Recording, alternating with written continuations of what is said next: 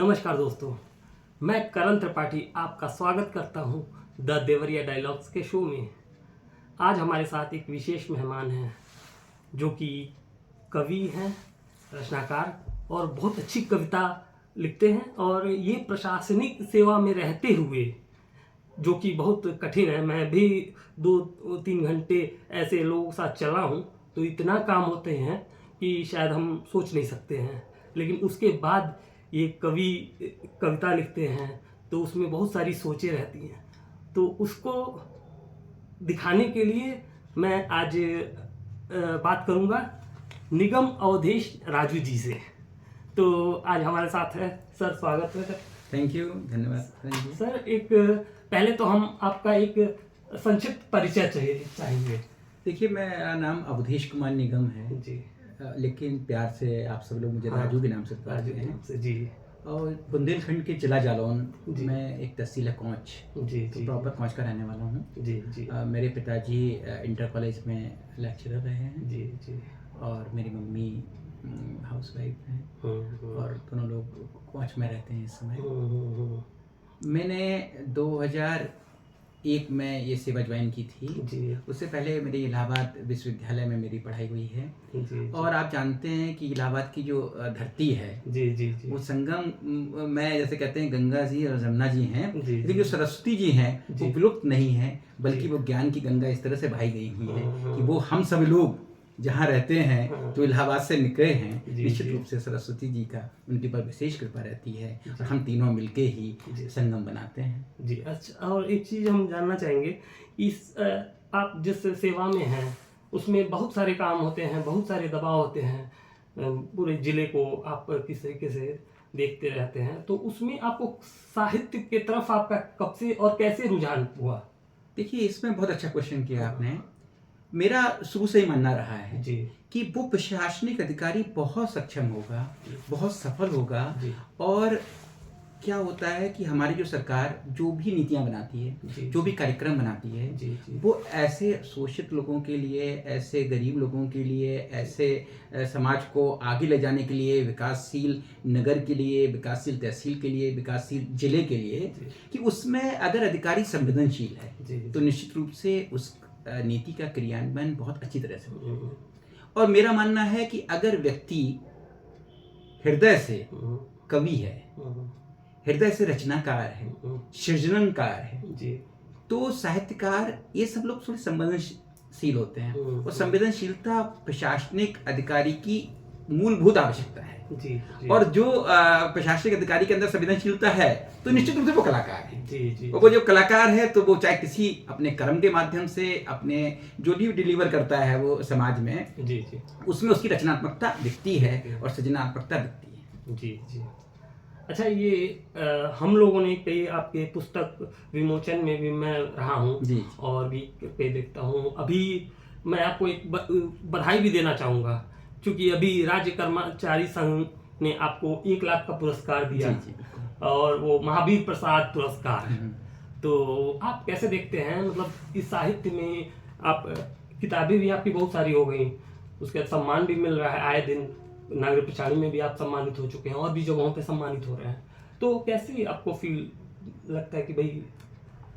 मैंने आपसे पहले बताया कि हम लोग जब इलाहाबाद में पढ़ते थे, उस पढ़ने के दरमियान उस समय भी हम लोग थोड़ा सा लिखते रहते थे और समाज में हम लोगों ने जो देखा है वही लिखा है। बेसिकली इस तरह का कोई हम दावा नहीं कर सकते हैं कि मैं बहुत बड़ा कवि हूँ, बहुत बड़ा साहित्यकार हूँ, लेकिन हाँ, इस बात का दावा जरूर करता हूँ कि हृदय तो ही संवेदनशील है, इसलिए जो भी हम देखते हैं समाज में उसका रिफ्लेक्शन हमारी रचनाओं में दिखता है, उसका प्रतिबिंब हमारी रचनाओं में आता है।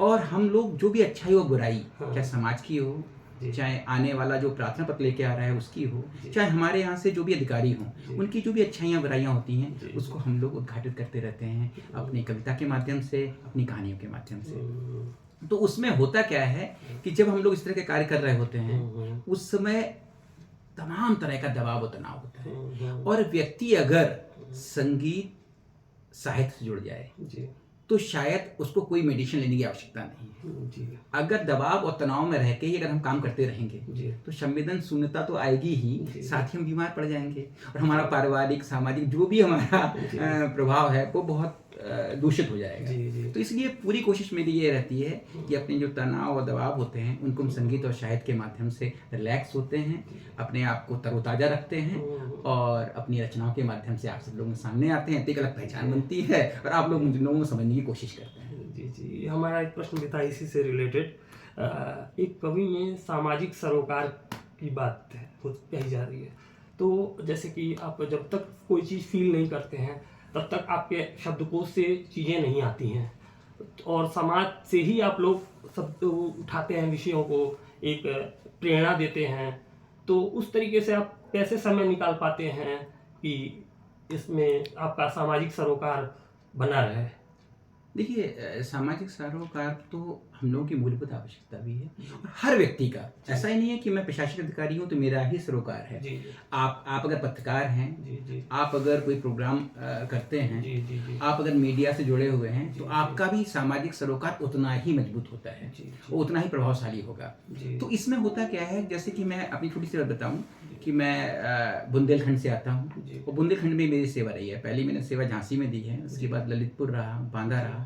तो ललितपुर में जब मैं वहाँ पोस्टेड था तो वहाँ पे काफ़ी सूखा पड़ा था, तो बहुत दिन से वर्षा नहीं हो रही थी। तो उस समय ये मेरी किताब अपरिपक्व शब्द प्रकाशित हुई है, तो उसमें वर्षा ऋतु के लिए दिया था मैंने, सबसे कह देना नाराज ना हूँ, मैं बरस जाऊंगा 2-4 रोज में। और इसके अंदर दिया है, दर्द हमें भी है कि सूखा बाढ़ हमसे आ मिला, वन बना देना घना विनती मेरी ओर से। तो जो वन कट रहे हैं उसको लेके कहा था मैंने। और सागर नदी नाले पोखर हमारे घर हैं राजू, यूं घुसपैठ मत करो अब तो आओ उसमें।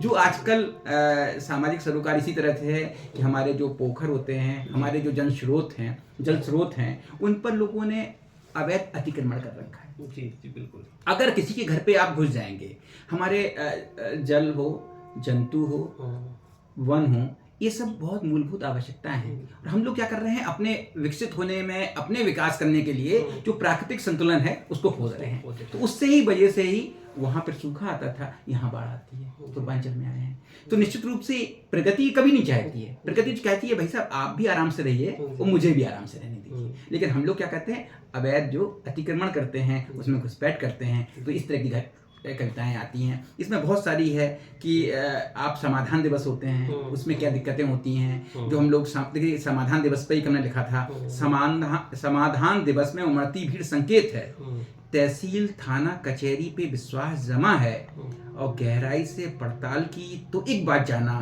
कि अपनों का अपनों से ही विश्वास घटा है। क्योंकि हम लोग देखते हैं, चाहे हम लोग न्यायालय में बैठ के काम कर रहे हों, चाहे जनता दर्शन में बैठे हुए हों, तहसील दिवस, थाना दिवस जो होते हैं, उस पर भी हम लोगों ने देखा है कि क्या होता है, रिश्ते बहुत आ रहे हैं। बाप बेटी की लड़ाई चल रही है, चाचा भतीजे की लड़ाई चल रही है, भाई भाइयों के बीच में लड़ाई चल रही है। और हम लोग उस संस्कृति के वंशज हैं जहाँ पर भरत ने राज को ठुकरा दिया था और जाके खड़ामू लेके उसको रखा था। वो भाई के लिए भाई का क्या संबंध होना चाहिए, मर्यादा पुरुषोत्तम श्री राम के हम लोग रामचरितमानस घर घर में होती है, वहाँ पर सब दिखाया गया है कि माँ बेटे का, पिता पुत्र का, और भाई भाई का क्या स्नेह होना चाहिए। उसके बाद भी आप जनता दर्शन में, समाधान दिवसों में देखते होंगे कि हम लोगों का पारिवारिक विघटन किस तरह से हो रहा है, नैतिकता का किस तरह से ह्रास हो रहा है। और जब नैतिकता का ह्रास होता है तो निश्चित रूप से थाना तहसील में भीड़ लगती है, और उसके वजह से सब लोग परेशान होते हैं, समाज परेशान होता है। तो निश्चित रूप से हम अधिकारी हैं तो हम लोगों को भी परेशानी होती है। और जब हम लोग इस तरह से समझाने की कोशिश करते हैं, मैं तो जब भी अपने कोई अर्जी लेके आता है और बताता है कि मेरे भाई ने यहाँ इतनी ज़मीन दबा रखी है, या कोई पिता आता है 4 बेटे हैं और साहब मुझे वृद्धावस्था पेंशन दे दीजिए, तब मुझे सामाजिक सरोकार महसूस होता है। मुझे लगता है नहीं, नैतिकता का बहुत ह्रास हो रहा है। तो हम लोग एक प्रशासनिक अधिकारी के रूप में तो निश्चित रूप से उसके लिए जो भी मानक तय किए हैं सरकार ने, वो लोग तो हम लोग करेंगे। लेकिन साथ साथ हम लोग ये देखते हैं, उसको समझाने की कोशिश करते हैं, उनके बेटों से बात करने की कोशिश करते हैं कि 4 बेटे किस लिए। सरकार उन लोगों का काम करती है, या उन लोगों के लिए ये स्कीमें बनाई गई हैं जिनका कोई नहीं है, निराश्रित हैं। निराश्रित लोगों के लिए पेंशन की व्यवस्था की गई है। लेकिन जिसके 4 पुत्र हैं उसको भी हम लोग दे रहे हैं पेंशन। तो निश्चित रूप से ये सामाजिक नैतिकता की कहीं कमी आ रही है और इसमें नैतिकता की बहुत आवश्यकता है। और आप सब लोगों से भी मेरी रिक्वेस्ट रहती है, ये विनती रहती है कि आप सब लोगों को जागरूक कीजिए कि एक बेटे का क्या कर्तव्य है और एक पिता का क्या अधिकार है और पिता के क्या कर्तव्य है। जी बिल्कुल। और हमारा एक प्रश्न था कि उत्तर प्रदेश के कई सारे जिलों में आपने काम किया है, देवरिया में साहित्यिक रूप से आप किस तरीके से देवरिया को देखते हैं? यहाँ पे एक नागरिक प्रचारिणी सभा है जो कि शताब्दी वर्ष मना चुकी है, तो देवरिया के साहित्य के बारे में आपका क्या रुझान है? मैंने आपको जैसे बताया कि मैंने बुंदेलखंड में, मैं अभी इससे पहले देवरिया से पहले मैं फतेहपुर में सदर एसडीएम था। वहाँ पर भी मेरी एक पुस्तक निकली थी, ये एक सरल लेखा के अनेक बंधु अलमस्त जीवन के पड़ाव। लेकिन शायद वहाँ पर साहित्यिक गतिविधियाँ थी लेकिन इतनी प्रगाढ़ नहीं थी, इतनी मजबूत नहीं थी।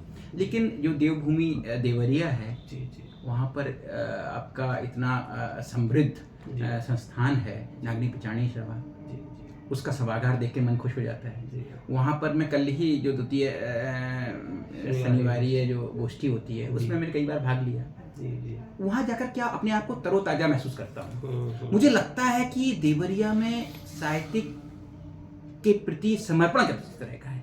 कल मैंने वहाँ पे सभा में बैठे हुए मैंने महसूस किया था कि जो 80 साल के हैं जिन्हें चलने में दिक्कत होती थी लेकिन वो भी अपनी साहित्यिक जो अभिरुचि है या साहित्यिक जो उनकी उनके प्रति रुझान है उसको लेकर वो आए, और आए नहीं, उन्होंने मंत्रा पे बसते सुनाए।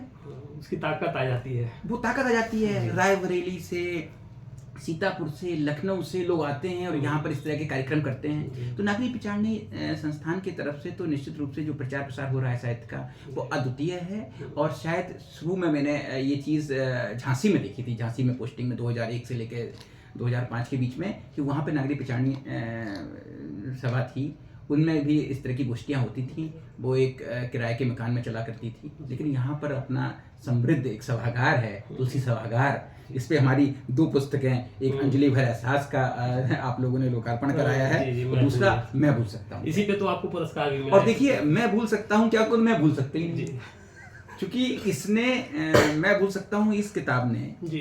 और एक बता दूं आपको कि 1992 से लेकर 1998 के बीच में जब मैं इलाहाबाद में पढ़ा करता था उस समय ये कहानी लिखी गई थी। और आज इसकी पांडुलिपियां देखेंगे आप तो निश्चित रूप से वो इस तरह की थी कि लगातार कि अब गई तब गई। लेकिन देवरिया में लोगों ने उत्साहित किया, संगत का असर होता है एक। तो देवरिया में साहित्यकार जो अपने बहुत समृद्ध साहित्यकार हैं यहाँ पे, उन सब लोगों ने कहा कि नहीं, ये पांडुलिपियाँ बहुत कीमती होती हैं, इसको अगर आप पुस्तक का आकार देंगे तो निश्चित रूप से ये बहुत बड़ा अमरता शायद कैसे होती है। कोई व्यक्ति को नहीं देखा मैंने कि लोग अमर होते हैं, लेकिन कहते नहीं अमरता होती है। तो आज अगर हम मैथिली शरण गुप्ता जी का नाम लेते हैं, भारतेंदु हरिश्चंद्र का नाम लेते हैं, तो आज भी अमर हैं। जयशंकर प्रसाद जी की जब हम लोग रचना सुनते हैं, कल ये अंतर्राष्ट्रीय महिला दिवस था, नारी तू सिद्ध, तो ये सब चीजें लोगों को अमर बनाती हैं। और कोई भी रचनाकार अपनी रचना के माध्यम से ही अमर होता है, अपने शब्दों के माध्यम से अमर होता है। और शायद देवरिया ने के लोगों ने मुझे सिखाया, आप भी जो भी है आपके पास उसको डिलीवर कीजिए।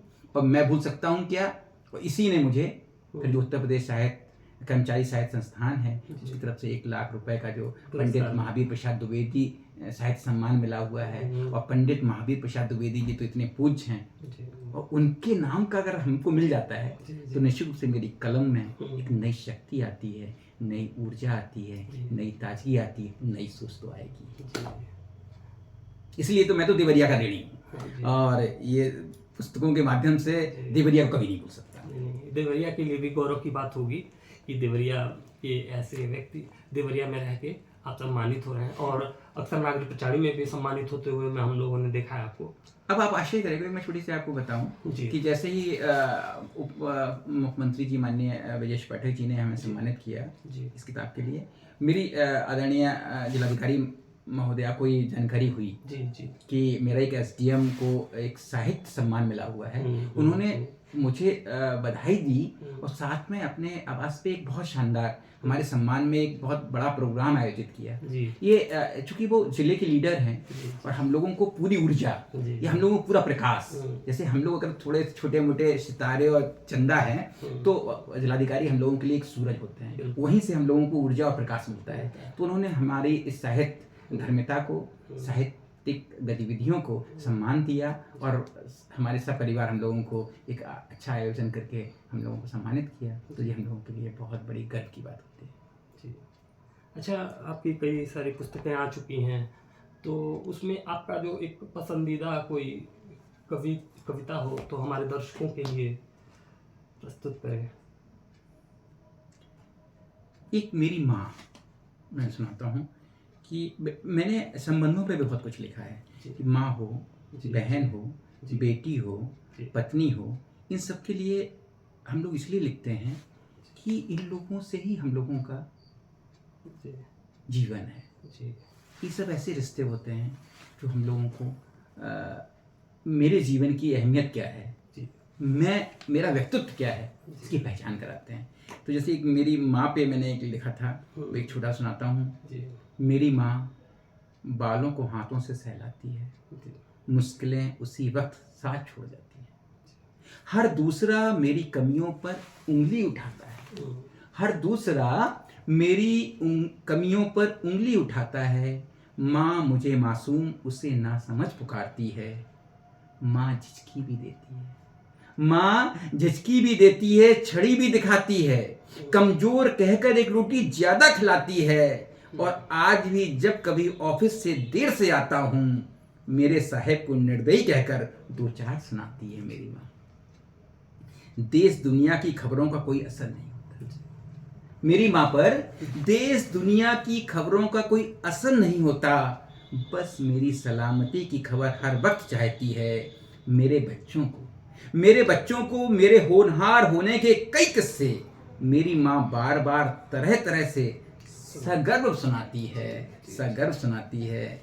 और मोबाइल पर बात करते समय माँ कैसे होती है, मोबाइल पर बात करते समय मेरी आवाज थोड़ी भी खुड़ी, मेरी तबीयत, खान पान, तनाव पर सवाल उठाती है। लाख बोल दूं ठीक हूं, सब ठीक है, फिर भी चिंतित, प्रार्थना कर ईश्वर से राजू को हर बला से बचाती है मेरी माँ। बहुत सुंदर। तो ये चीजें ऐसी हैं कि देखिए, ये सब बात करते वक्त एकदम रुए खड़े हो जाते हैं। भावना रहती है, तो वो जब आदमी उस भावनाओं में जाता है तो ऑटोमेटिक आ जाता है। जी, तो एक इधर बहन पे भी सुना देता हूँ। जी, बिल्कुल। ये मेरी बहुत पसंदीदा है, रक्षाबंधन वाले दिन लिखी थी मैंने। अच्छा। ओ मेरी बहना, जी। ओ मेरी बहना, तेरा क्या कहना। जी। तू मेरा खेल खिलौना है, तू घर का कोना कोना है, तू मेरी संग सहेली है, तू बचपन मेरा सलोना है। मेरी बाहें तेरा झूला थी, मेरा कंधा तेरा मेला था, तू ही थी जिसके संग संग मैं चोर सिपाही खेला था। मैं इंजन था, तू छात्रा थी, मैं इंजन था, तू डिब्बा थी, मैं मास्टर था, तू छात्रा थी। हम दोनों का इतिहास बड़ा, मैं अक्षर था, तू मात्रा थी। उस तितली के पीछे भागा था, तेरी खातिर फूल चुराया था। जब पुस्तक मेरी फाड़ी थी, मैंने तुझको चाटा मारा था। पहले तुझको खूब रुलाया था, फिर टॉफी लाके मनाया था। हमें याद है बहना, एक एक पल कब रूठी, कब मैं मनाया था। मैंने तो छिपा कर रखे हैं वो चूल्हा चक्की, वो बर्तन, वो काना गुड्डा, वो लंगड़ी गुड़िया जिससे था बीता अपना बचपन। वो ठुमक ठुमक सा नाच तेरा, वो तुतला तुतली गान तेरा, वो टूटी चूड़ी, वो फटी चुनरिया, याद है बहना यूं सजना तेरा। वो निशान माथे पर बाकी है, तेरे बचपन की शैतानी है। क्या क्या याद करूं बहना, वो हर पल एक कहानी। मेरे बचपन का एक एक पन्ना तेरे साथ जुड़ा है ओ बहना। कहीं काश अगर जो मिल जाए मेरा खोया बचपन, क्या कहना। सावन का झूला मैं तो नहीं भूला, सावन का झूला मैं तो नहीं भूला, तेरा नकली जूड़ा मैं तो नहीं भूला, तेरी गुड़िये का दूल्हा मैं तो नहीं भूला। मिट्टी का चूल्हा मैं तो नहीं भूला, याद है हमको सारा, वो बारिश गर्मी जाड़ा, वो भीग कर अपना आना, वो पीना कड़वा काढ़ा, वो अपनी पिटाई, वो अपनी पटाई, वो दूध मलाई, मैंने तो बहना कुछ भी ना भुलाई, वो पढ़ने से अपना जी का चुराना, वो पेट दर्द का झूठा बहाना, वो कंपट वाली बुढ़िया, वो सीटी वाली गुड़िया, वो दीवाली के पटाखे, वो होली वाली गुजिया, मेरे कंधे पर चढ़कर वो तेरी पहली चोरी, याद है बहना हमको हर घटना छोटी छोटी, ओ मेरी बहना तेरा क्या कहना। ये बहुत मार्मिक रचना थी और काफ़ी भावपूर्ण थी। तो आज का हम एपिसोड यहीं समाप्त करते हैं और आगे हम आपसे फिर से बात करने का प्रयास करेंगे। और इस चैनल को आप सब्सक्राइब कीजिए, लाइक कीजिए और हमारे कविता या जो भी हम रख रहे हैं उसका एक प्रतिक्रिया देने की कृपा करें आप लोग। नमस्कार। नमस्कार, थैंक यू, धन्यवाद।